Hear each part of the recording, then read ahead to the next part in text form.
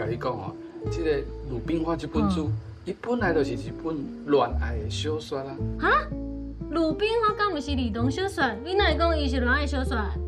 我来甲你讲内底伊写的吼，其实吼，伊有一段落伊讲到这个桂老师的爱情的部分。哦，你知影无？伊这桂老师吼，伊是为迄个外地来的老师嘛。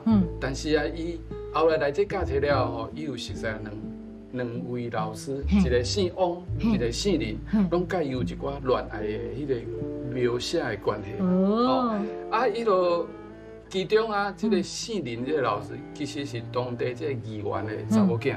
哦，啊，伊有一个小弟叫做林志宏，吼，伊是其中迄个阿明，因迄班哦。